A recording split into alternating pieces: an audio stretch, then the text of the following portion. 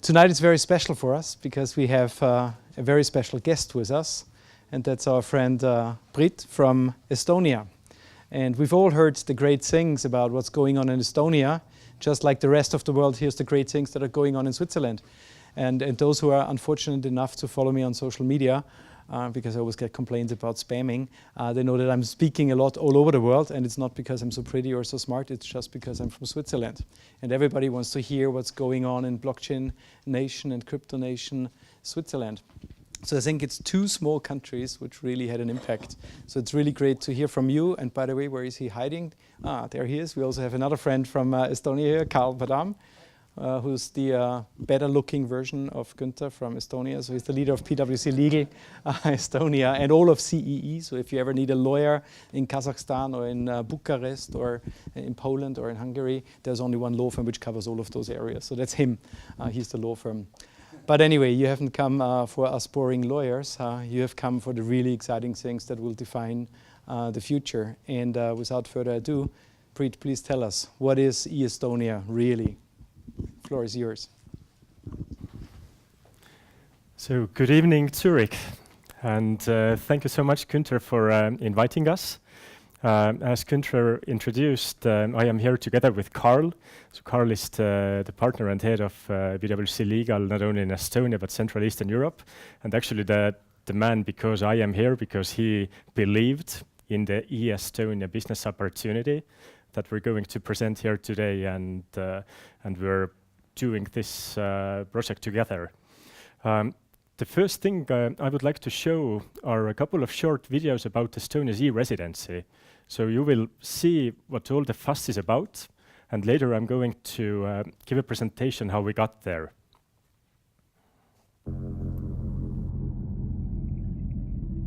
Our new digital world knows no borders, and great business ideas are no longer limited by where you work or live. E-Estonia is a digital nation for global citizens, for those who've thrown off the shackles of national boundaries. Literally anyone in the world can apply. E-residency is legitimate and transparent. A government-issued digital identity that gives you the freedom to run a global EU company online from anywhere in the world. Establish a company within a day. Access business banking. Use international payment providers. Digitally sign documents and contracts, and declare Estonian taxes online. We're Estonia. Tech is our expertise. And through e-residency, we are empowering entrepreneurs everywhere. No matter where you were born, no matter what passport you carry, you can apply.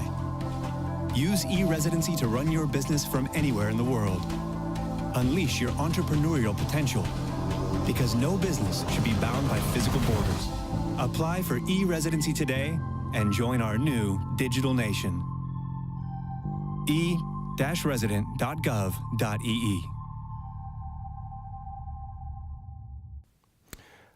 This was the story of e-residency, but this is fast forward to year 2018. There is a famous book, a famous story called Alice in Wonderland. And when Alice was there, she was lost. She was told by the Queen of Hearts, I believe it was Queen of Hearts, that you have to run as fast as you can, just to stay in place. But if you want to go anywhere, you have to run twice as fast. And Estonia has been running twice as fast since mid-1990s. This is the time when we first started developing our e-government. It all started with e-population register, and then e-tax and digital ID, and later even online voting followed. In Estonia, we right now have almost 100% digital banking. Everybody uses their phone or computer.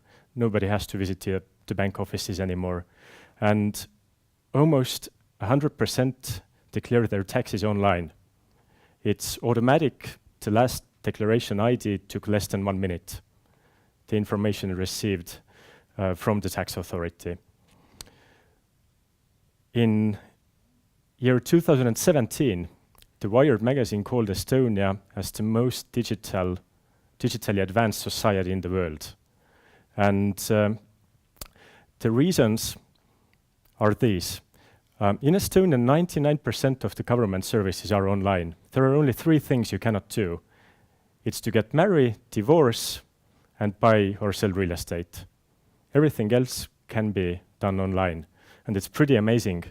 By having these services, Estonia saves 800 years of working time of our government officials and 2% of our GDP.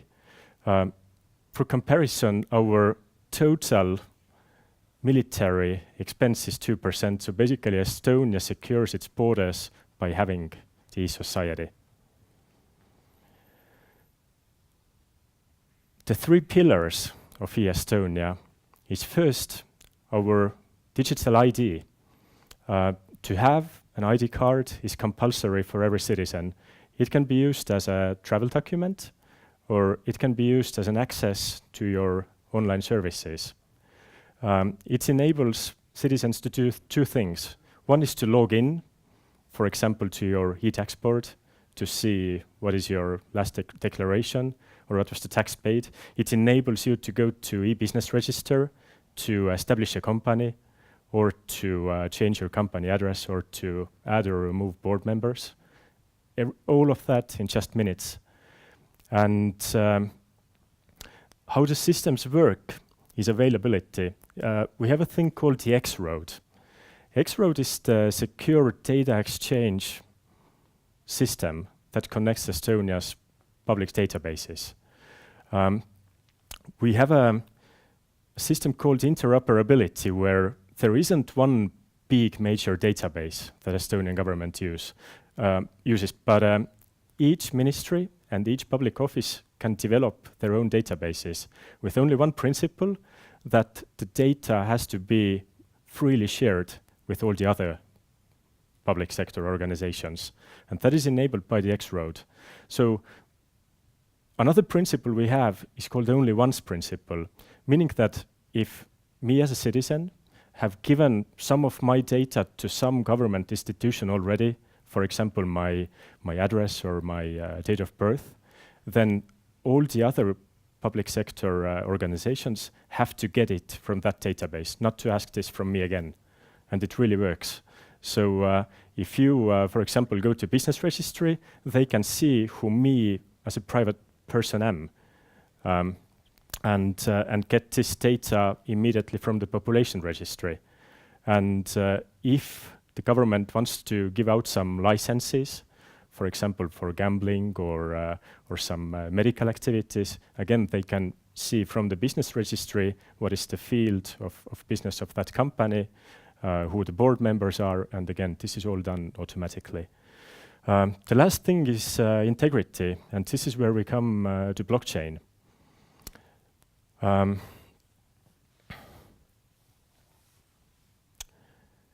In Estonia, blockchain was first used before the term was coined by Bitcoin.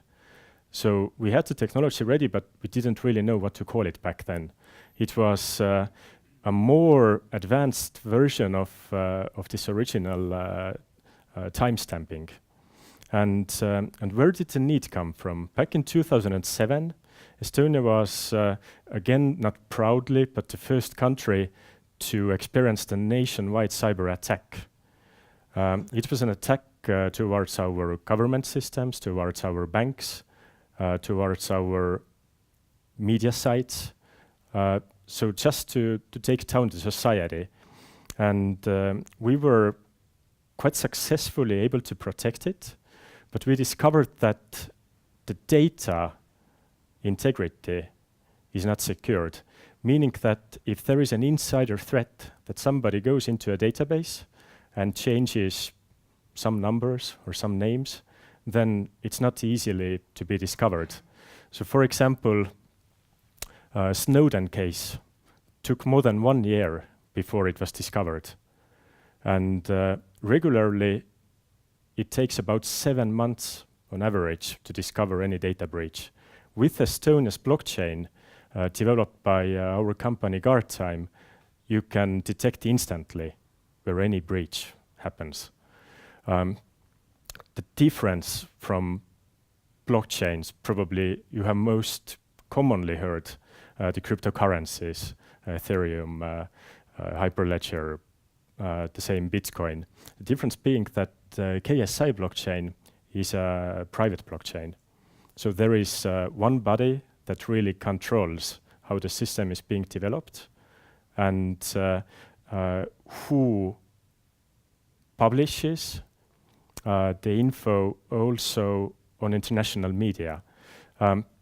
One very important difference being is that in Estonia, we do not keep the data in the registries on blockchain. The data is there, safe. The blockchain is just a security layer that contains the hashes. So every time new data is inserted, the hash will be there, and then all the data will form this one big hash. So it will be seen by guard time, and it will be published on Financial Times in case there is some insider threat in some of the Estonia's companies, or if somebody really tries to hack all the servers that we have. And right now, the first database that was fully protected by KSI blockchain was our healthcare registry. And to give you a real simple example is that the data is never fully safe, fully secure. It can always be hacked. But the same can happen with your car or your home or your office. Everybody can always break in no matter how strong the door is. What this blockchain does, it works like a security camera on the corner. So somebody can break in, but it will be instantly detected and there will be a trace. And we really see it happening, and the same system now has been used by international players as well, such as NATO, US Department of Defense, Ericsson, and they are developing many business-oriented solutions based on the same blockchain. For example, Ernst & Young is using this in the field of marine insurance, together with Maersk. Now, e-residency. A couple of years ago, our government CIO was a former entrepreneur. He had golden handcuffs, so he couldn't do anything. He was invited by the government to join. And he, with his team, discovered that we have all this e-society. You can do everything online, business, healthcare, tax, so on. But Estonia is a small country. Our population is only 1.3 million. And it's declining. Our birth rate is not really so promising. So how to make Estonia bigger? And his idea was that why not open up Estonia's e-society to foreigners, to foreign citizens? And let's take it as a startup. In the beginning, he couldn't really say to the nation and to the government what was the goal of having e-residency. And there was a lot of skepticism, really. But now, a couple of years later, the result is that we have close to 50,000 e-residents from pretty much all over the world. And the number one reason people use it is to establish a company in Estonia. And this can be people from China or India who want to have an European legal entity to live a life of a freelancer, to do web design. You can get access to PayPal this way. You can get access to European banking. And no matter where in the world you live, this gives you freedom. And many new businesses will be built on top of that right now. And some of the most famous e-residents we have, Pope Francis joined a couple of weeks ago. We call him the e-Pope now. We have Angela Merkel, Shinzo Abe, and just today we received the news that Bill Gates accepted Estonia's e-residency. So he's part of our small society as well. The next thing, once you have built this e-society and e-residency, so you're not having only Estonians anymore, you have foreigners as well. How to guarantee even more security, because like I gave you an example with your car or home or office, everybody can break in. And same, Estonia lives next to a very large country, and not only our data has to be safe. So government decided that why not back up all of our e-government into a cloud and put it on a foreign soil. So we chose Luxembourg, and right now Estonian e-government is backed up in Luxembourg. So even if somebody should take their army into Estonia for whatever reason, we can still run the country. So so you cannot really conquer anyone. And our population registry, tax, business, e-residence, everything is backed up and safe over there. And we see that other countries are following this example. Now, this fine fellow, about the future, where are we really heading, is artificial intelligence. And the creature you can see here on the picture is called Krat. And Krat is a mythological creature from Estonia's literature. And this was something made of hay by its owner. And the owner had to give 3 drops of blood to the devil to wake him up. And the reason why Krat existed was to help the owner in all the daily works, to help with cleaning, construction, to bully the neighbor, and basically just to serve as his slave in the best possible way. But there was one catch. Krat had to be always working. So if Krat didn't have any work to do, he became a burden to its owner. He started doing bad things. So the only way to control him then was to start thinking of these absurd things that to give him to do. So for example, to build a ladder out of bread, which was impossible. So Krat went crazy. Since it was made of hay, it took flames and it burned down. And our artificial intelligence law and the whole concept being worked on right now by our government is called the Krat law. And in modern days, we call it bureaucrat law. So the Estonians now have a goal that every citizen, 1.3 million people, each should have their own personal bureaucrat doing the same stuff. Just make the life easy. You want to register your car, you just use this chatbot AI, you will write, done. And another principle is that since all the data is on databases already anyway, you do not have to apply for things. You have the right already to receive. So for example, if you have children and you're supposed to receive some child support, you should not apply for it. The government can see that these conditions are, check, check, check, and you will receive it automatically. So this is one future goal. Another one with the AI is really to figure out the legal part. Self-driving cars, you saw from the video that Estonia has already legalized them. But what really happens if there will be an accident? There was a story how one self-driving car took a trip from Southern Europe, I believe it was, to Northern Europe. And there was 1 million lines of code for the reasons that the car was making during this trip. So it's impossible for any human being to really analyze the reasoning behind these cars or whatever artificial intelligence devices. And when it was asked, the car, why you made such a turn, you slowed down, then it replied in 60,000 lines of code. And probably there will be cases where the car have 2 choices where both are bad, to hit 1 person or to hit 5. So still, who will be guilty in cases like this? So the legislation needs to be developed. And the society has to understand that. I was at a Estonian government organized conference a couple of days ago, and there was a big question, similar that there was a question about blockchain last year. Is it really groundbreaking? Is it really, as big as the Industrial Revolution? And most agreed that the AI really is.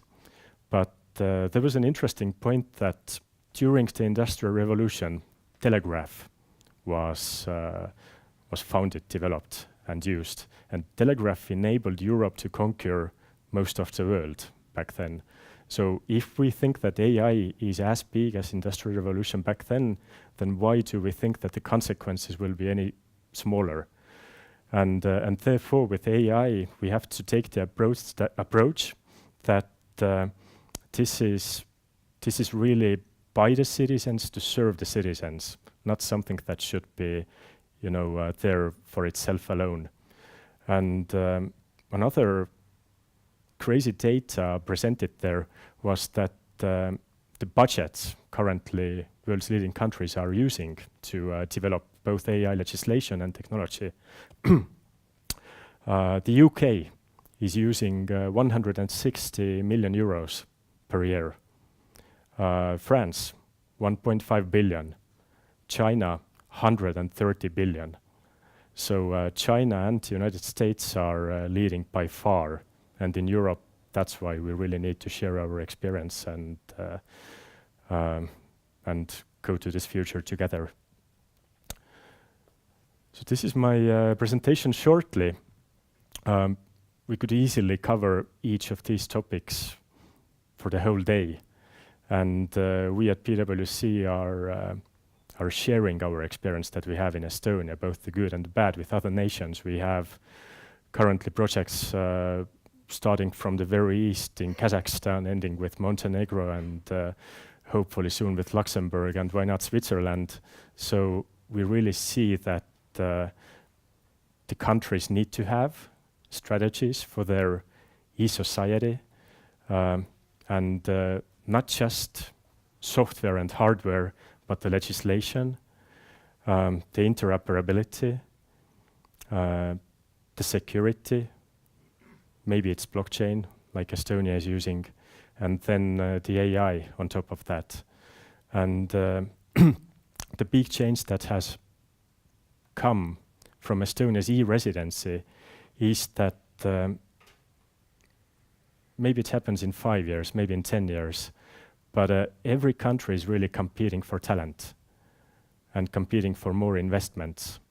And it's not rooted into this physical ground anymore. So there can be an Indian man doing business in France with Estonia's e-residency. And why not having, Swiss financial services with similar solutions? And maybe the same person would like to get social security from Germany using their online services. So so far the countries are probably the least disrupted, but this will be the next place where the disruption is the most needed and where it's definitely going to happen. And I hope the story that I shared will show you some of the potential that we globally have. Thank you so much.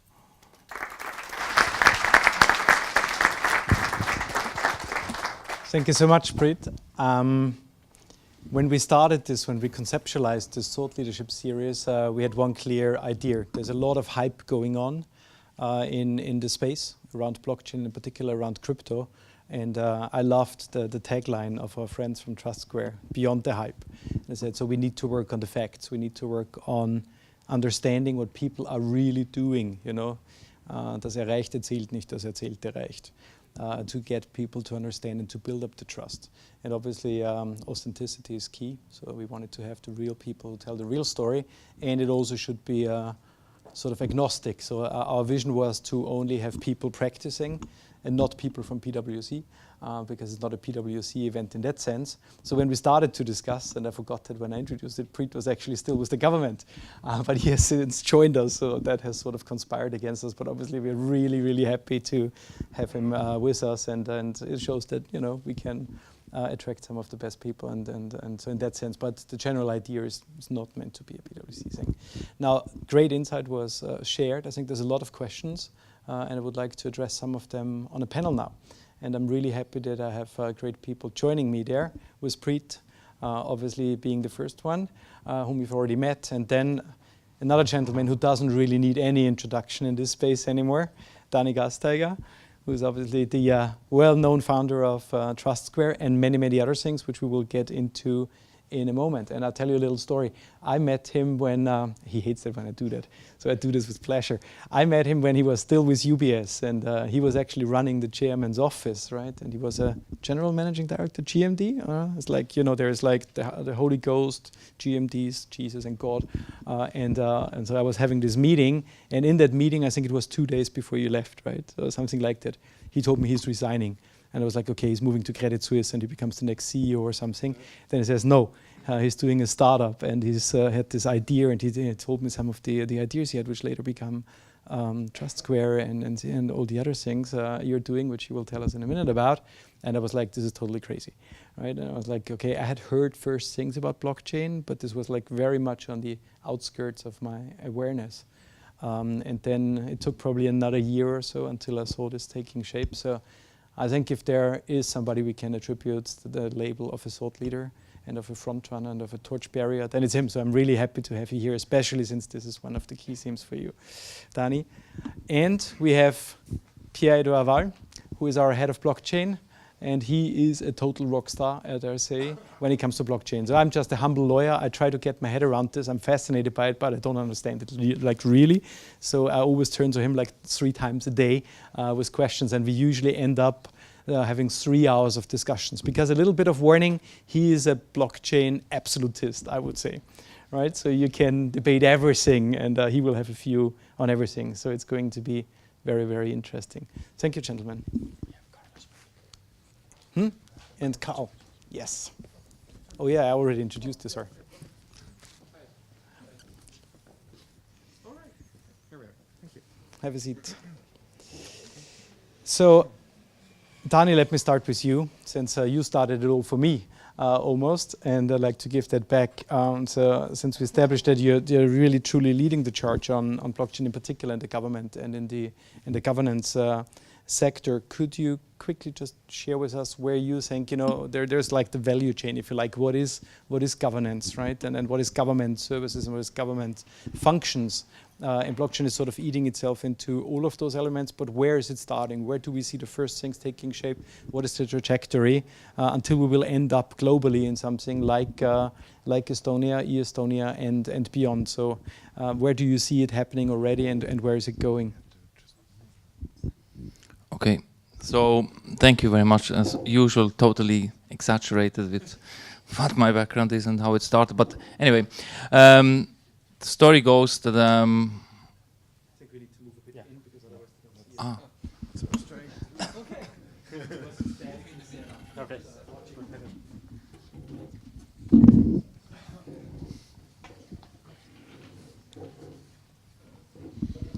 So the story goes that after I did this first startup that ended up basically being TrustSquare now, I was traveling to Estonia, among other places, to find startups that we wanted to basically run through our accelerator program at the time.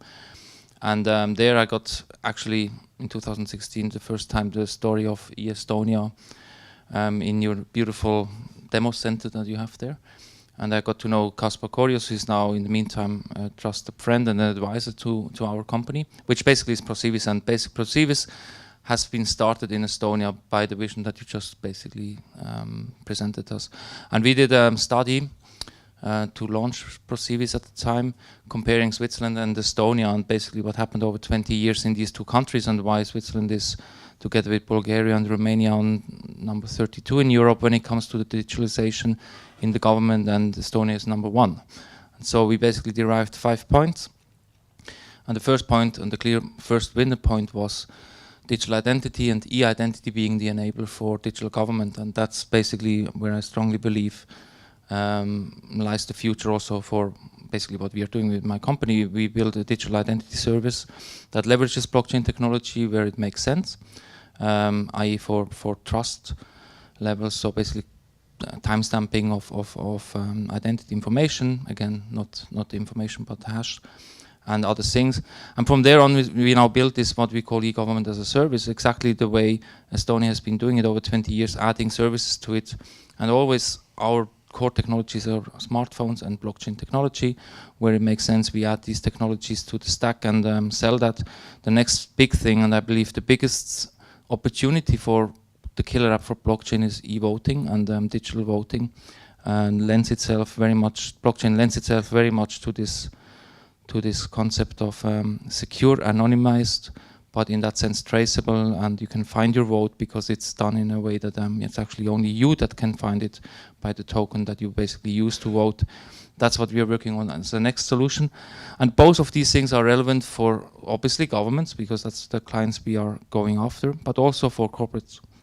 I think we are talking to banks that have a topic of KYC, e-KYC, sharing of such information.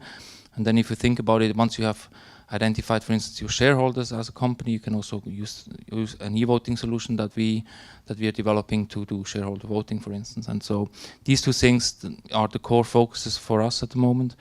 And from there onwards, anything digital registries, you can do what Geneva has been doing already as a pilot, register your company online on the blockchain and then have a timestamped PDF confirmation, and that can be used to prove that it's a real document. We talk about a similar thing in our client's case with Schaffhausen. They want to do this with the Betreibungsauszug, so the credit record.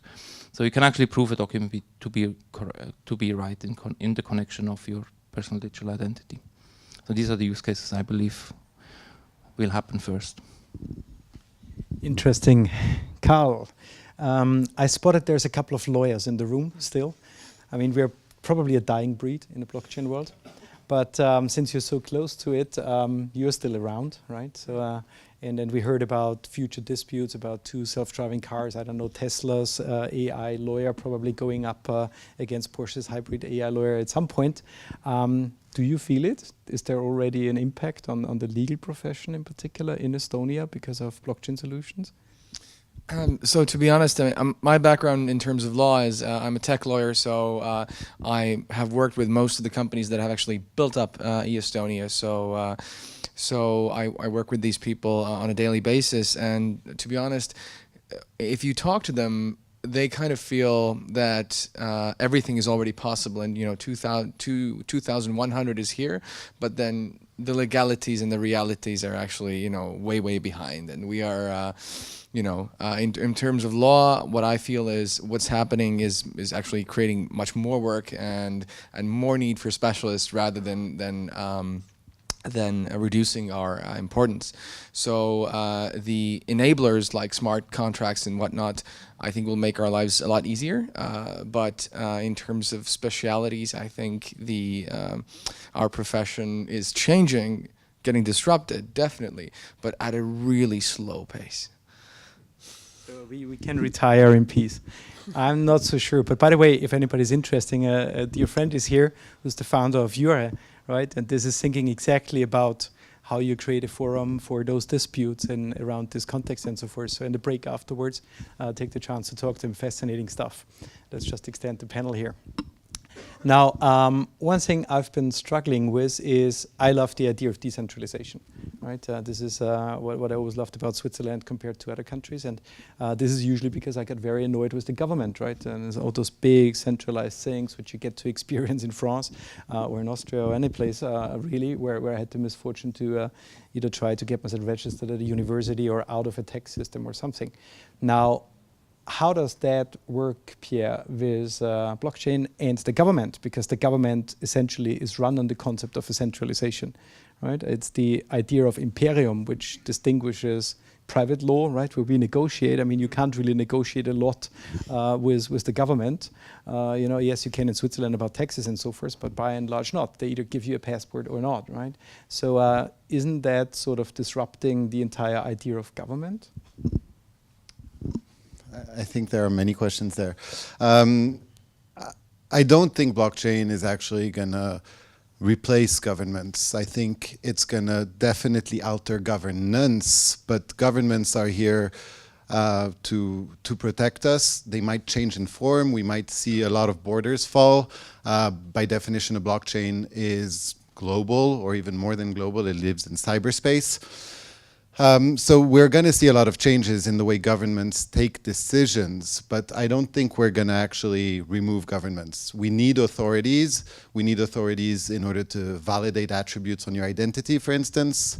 Otherwise, I could call myself whatever I wanted and change ID all the time, and it'd be impossible to get a proper KYC. So you need authorities to validate attributes. If you go to a gym, that gym gives you buy your membership, right?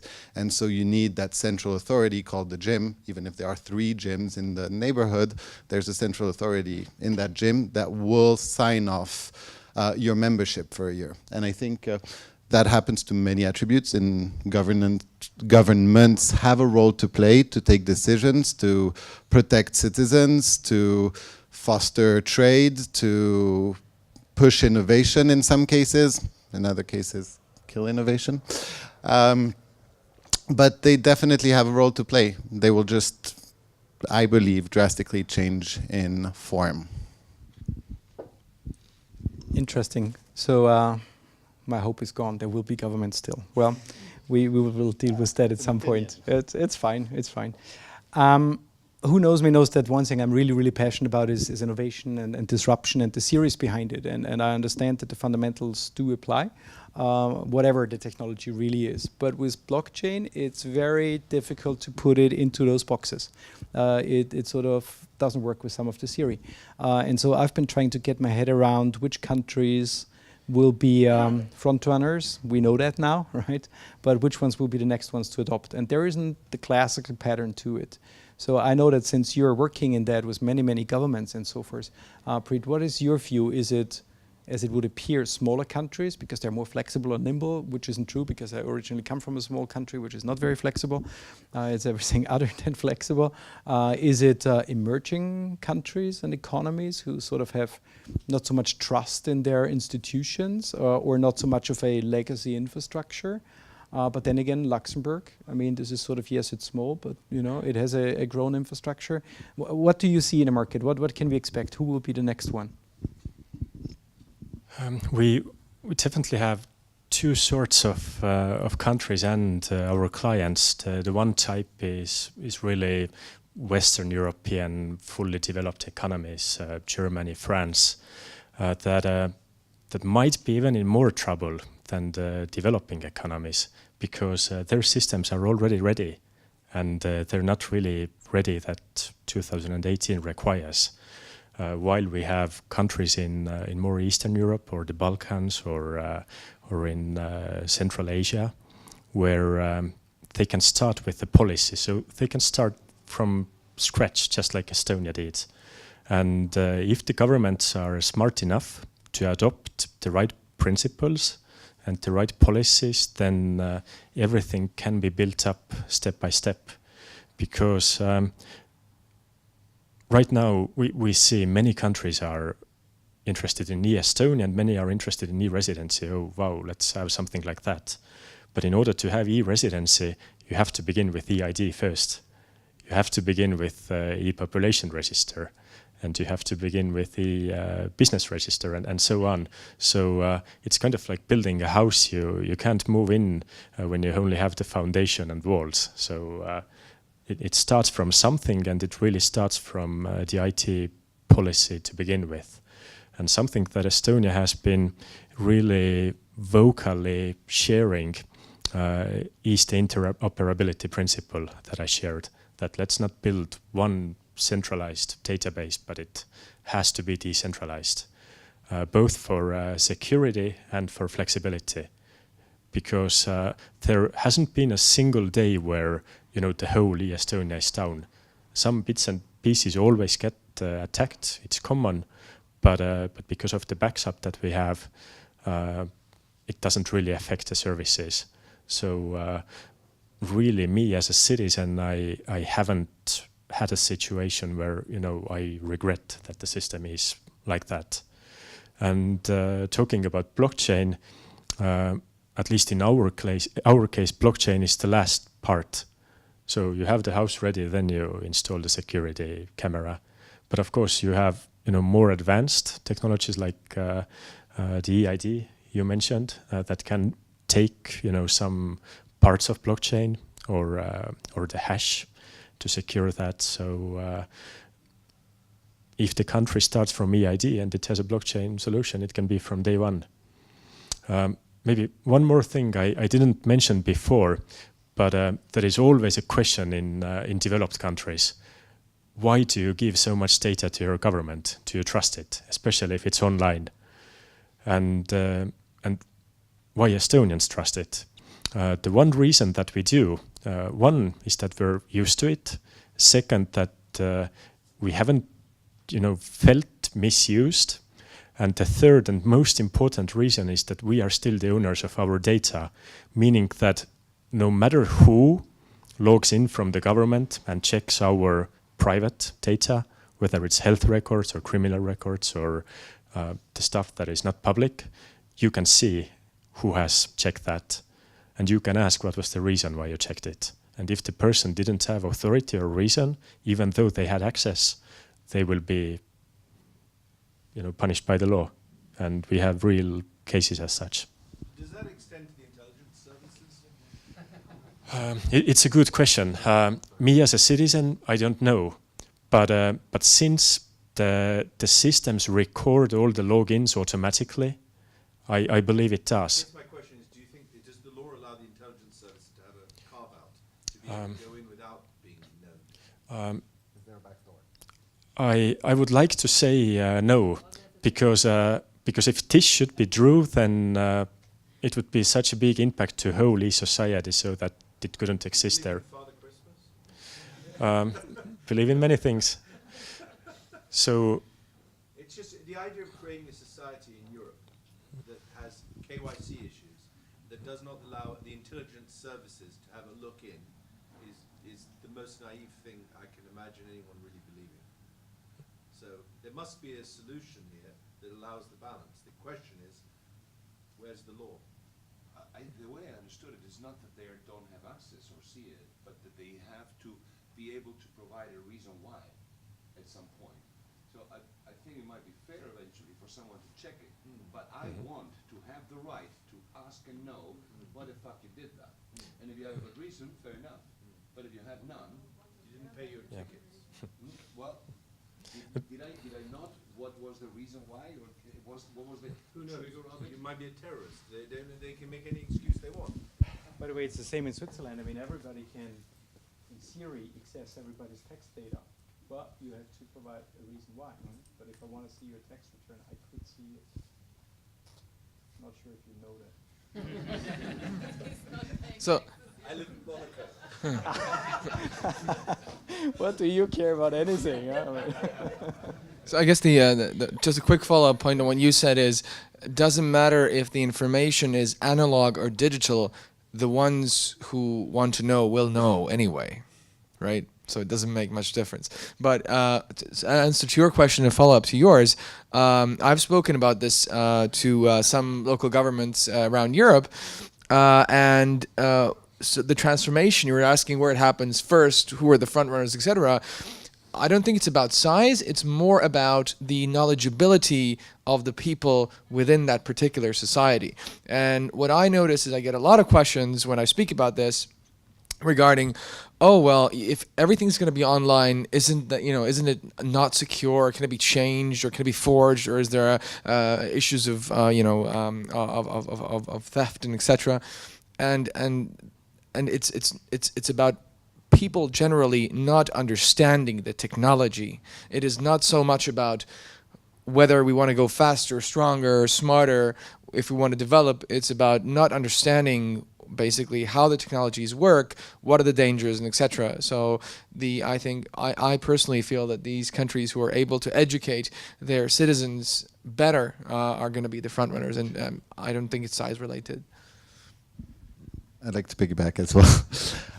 I think blockchain is a nuclear technology, and I think there are two types of government that want it. One that's role model would be Estonia, that wants to help emancipate, foster innovation in business.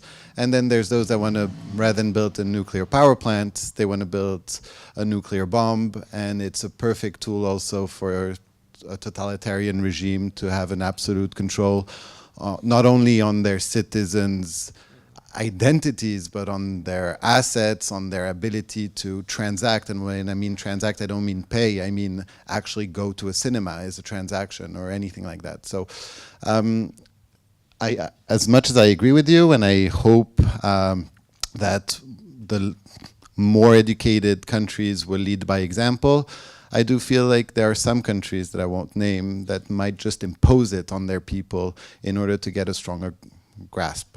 So I think. Fully agree. Yeah. Well, what I really just wanted to know is where should I invest, but you dodged that one. Maybe I'd try another one. You know, we just say the blockchain. And it sounds really good, especially if you say it real fast, but there isn't the blockchain. I mean, most people then think the Bitcoin blockchain, which is the Kardashian of blockchains. It's famous for being famous. And it's a great blockchain for some applications and some users, but it's a rather not so good one for others. So maybe back to you, Pierre. What blockchains are actually used? We heard about what they're using in Estonia, at least the name thereof, but you know, for e-government in particular, which ones do you see, and where do you see the developments are going there?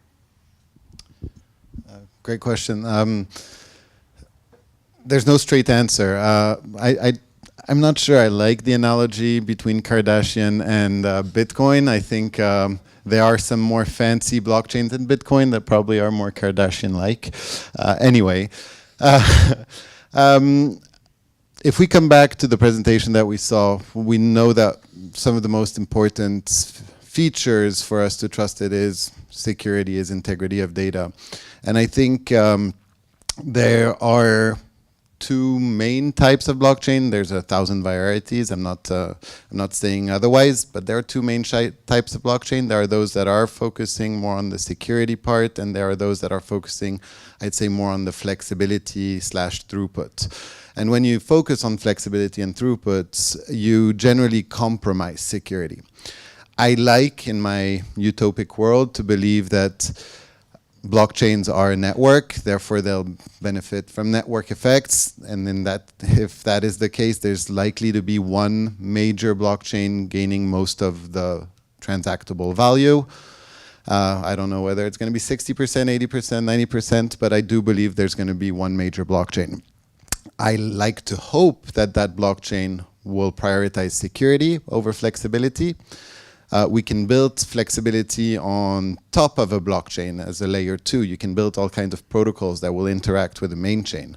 But I want to, and I do hope, even though sometimes I'm very afraid with the evolution I do see, I do hope that the main blockchain, the one that will have the most value, if that turns out to be true, will be prioritizing security. And today, to answer your question, I do see Bitcoin as being in its own league of security. There are great alternatives to Bitcoin. I think Ethereum is super interesting. It's a super interesting experiment. I think EOS is a great experiment. Dfinity seems to be great. I wait until they launch. Stellar is very interesting, but they don't prioritize security. So I like to think, and I'll repeat it one more time, that the base needs to be security and trust, and then build the fancy throughput, scalability on top of it on layer 2, 3, 4, 5 that are going to emerge. Interesting, and thank you for calling Ethereum a project. We got Joe Google here from Blocksmatter, who's doing this great tracking of what cryptocurrencies and so forth and other things are doing. So I guess it's going down now once we stream that out. We will see, but who knows about the correlations in that case. I'm afraid I can't let anybody out of here without talking about regulation. Yeah, I can just see the excitement go up in the room. No, but if you watched my latest video, which aired on Monday, when we talk about innovation and the uptake of innovation when we talk about financial services and we talk about government regulation is key, because you can have all the technology in the world, as long as it's not accepted, it's not working. On the other hand, if you put the right regulation in, you immediately turn the switch. If tomorrow the Swiss government says e-identity is the only way to get a passport, that's it. It's there, and it's got to be blockchain based. So the question is, Dani, where do we stand on this? Do we see regulatory initiatives? I mean, we've seen some forays in Europe, for example, with PSD2, nothing to do with blockchain, but where they, for the first time in the history, to my knowledge, of regulation, wrote into the actual regulation that innovation has to be brought into the industry. In essence, they force banks to breach the holy grail, which they have been holding on to, the access to client data, if the clients actually want that. So this was forcing it wide open. Now, there's nothing to do with blockchain, but is there initiatives you're seeing that are helping this? I mean, you're working with local governments, doing amazing things there, and you see immediately this flick of the switch by sort of a political decision. What's on the horizon? Well, basically, there's in Switzerland, there's obviously this initiative going on with Swiss financial, with SIF, I don't know what actually it's called, the International Financial something from the Ministry of Finance, which just basically will report soon on their findings from this task force they had going on for the last 9 months. And so there's a lot of thinking going into this. And I was in a meeting on Monday with the minister and with this group of people that look into this FINMA, the Bundesamt für Justiz, and some other people that are basically looking into discussions. And the feedback was there will be no regulation like in Liechtenstein for a blockchain law or something like this in Switzerland. It's going to be basically principle based. I think it's going to be adjusted where it's needed in order to, the biggest discussion at the moment is transferability of digital assets, so that you can actually sign over a digital asset via digital signatures rather than physical. And so these are the topics that are being discussed that will help a lot in a lot of the businesses, especially when it comes to financial services. But I don't think there's a lot of other things happening when it comes to regulation. What we are doing, and coming back to the discussion about where I see the biggest benefit in the case of Switzerland, obviously our democratic system is a decentralized system. We have a lot of voting going on, we have a lot of democratic choices every 3 months to do. I think there's a big opportunity, and that's where we are launching an event. We have an event in November where we launch an idea of building a democratic platform that goes beyond just e-voting, starting with collecting signatures for initiatives, going on with the deliberation of topics ahead of the voting, basically doing secure way of avoiding fake news by having a portal basically that informs the citizens rather than just some booklet on paper. And so democratizing that whole process from the beginning, when you basically want to raise an initiative, collecting signatures, to the end where you basically say, okay, now I say yes or no to this initiative. And all of that, if you look at it, it lends itself to blockchain technology as well. And there, obviously, there's going to be some changes needed in the sense.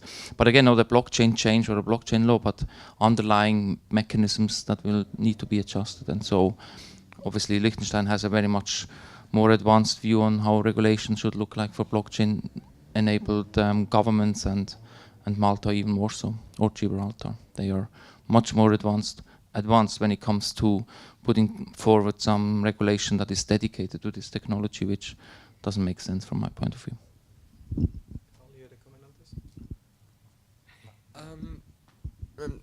Generally, from an Estonian perspective, I mean, just one comment of what you said about digital signing. Preet, how long has it been? It's been about 10 years, I guess, that we sign everything digitally. So so what we see often in many countries is, even if the regulation's in place and the technology is sometimes in place, in practice it's not being used.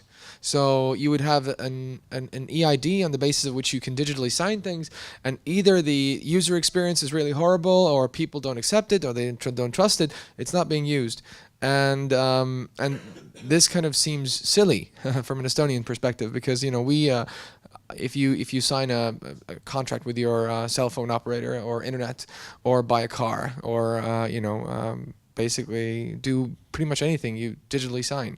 As a lawyer, if I go to court, I can submit lawsuits only with a digital signature. It cannot be done on paper. It is impossible.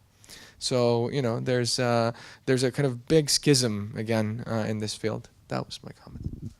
Interesting. Maybe as a regulatory update, for those of you who were at the first event where we had Dimitrios Psarakis here talking about the EU blockchain regulation. Now that has now anonymously been adopted, so this is moving forward. I think it will have great impact, and the nicest thing that ever happened is the Americans have now copied it, which is always great. So you know, those things can really move things in a big way, because if you turn that key and you say, and that's the only way to do it, this will have an impact. But I mean, ultimately, I think it will be like the internet. We won't even be thinking about it, right? I mean, I'm not even thinking about, you know, booking a flight by going somewhere, and you know, this is just the way you do it. And I think this transition will happen. But obviously, we need to trust in everything. Now I have 24 more questions prepared, but since we also have drinks and everything here, and you probably want to engage with our guests directly, I just want to give you the chance, if you have burning questions, which you think that should be of relevance for everybody rather than asked over a beer, this is your chance. Any questions? And don't do the Swiss thing on me. Let's be... No question. Oh, of course you have one. You're only half Swiss. Which half exactly was that? The good half. The good half. I didn't know I had a good half, so thanks, Günther. Having so many experts on the topic, something that I profoundly hate and which puzzles me is the GDPR law that has obviously generated a ton of revenue for all lawyers, God bless you, but also changed a lot of the platforms. The GDPR law, with its supposedly right to forget, intrinsically is incompatible with blockchain. That's my non-technical nor legal understanding of it, but it's just been imposed. Now, how do we, was it dead on arrival? Is it going to be replaced? Is it going to be built into? Or am I just missing the point? And actually GDPR and blockchain are indeed good friends. No, they're ugly half-sisters, but I just take this one for 1 second. No, you know, GDPR is one of those regulations that usually get kicked in the nuts all day long, which is really painful, I guess, but no, truth is there is a really good intention behind GDPR, which nobody understands. What it's really trying to do is empower ourselves to get control back over our data. And the problem is we have no feeling, and we haven't developed intelligence around how data is used. I mean, we were sort of thrown into this pond and we just enjoyed the convenience that came with it. And a week ago in here, we had an event which was packed full, which we did with the cybercrime unit of the Kantonspolizei. And this was eye-opening, trust me, what's going on in Switzerland, this beautiful, safe little island here in the middle of everywhere. So I think it's trying to, allow us to take up arms against things like Facebook and other scandals we've seen. So it's trying to do that. But the problem is the concept of GDPR obviously was laid down before, well, actually blockchain was happening, but those 7 people who were thinking about it at the time were not speaking to the people in Brussels. So yes, there obviously is a breach, but there's a very simple solution to it. And I actually didn't know that, but when you talked about it, how you actually operate yours, it's very simple. You just put the generic data on it and you keep the private data to yourself, and you either have pointers which you can sever or take away, or you hash it or whatever, or you encrypt it and you throw away the encryption. So it's not that complicated if you want to do it, but obviously it needs thinking around it. But this is just a lawyer talking, so maybe that is something for you, Pierre. I don't know how GDPR is compatible with electronic systems that communicate over the internet independently from blockchains. I mean, whenever you send an email using your Gmail, you communicate through many nations, and so it's just not a practical thing because of the way those electronic devices are built. I'm not sending you information that I have on my computer. I'm sending you a copy. And so by definition, every time I am sending information, copies get created, and I don't know how many of them are being made on its way to you. So I agree, intent is excellent. I don't think it's necessarily to protect individuals, but more to protect nations, because there is, I think, more and more awareness about this new oil, which is called data. And most importantly, coming back again to your presentation, as long as we don't find new algorithms for AI, whoever controls the data is most likely going to have the most powerful AI, unless we find a drastically new algorithm. And so by definition, having control of your data allows you to compete in this new tech world. And I think that's also a very interesting angle. And that's why I think actually the West is doomed, because if China is to prioritize their AI, they can actually access pretty much everything, whereas the West tends to have more, sorry, there's really quotes here, but ethics. I'm putting, and so it makes it more difficult for Western companies, Western nations, to really aggregate as much data as a Chinese government could very, very quickly. But yeah, little detours. I have nothing to add. But I'm pretty sure there will be GDPR 2. I mean, we have what now, UCITS 5 and 6 in the making, and MiFID 2, so don't worry. They will cover this one.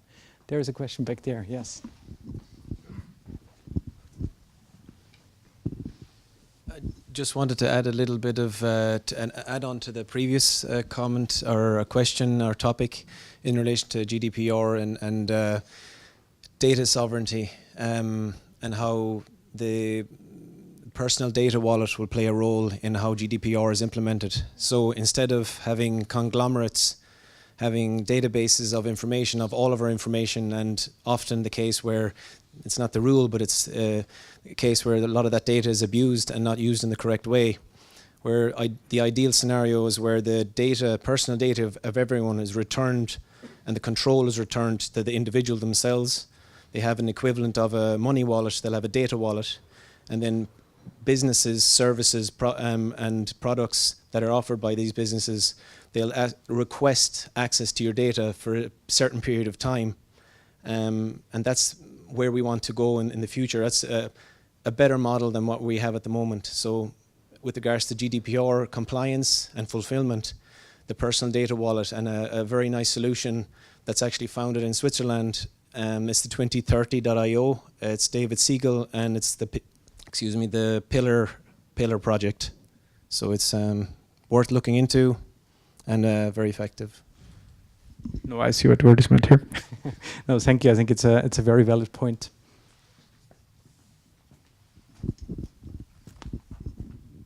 I agree. A great project, good reference.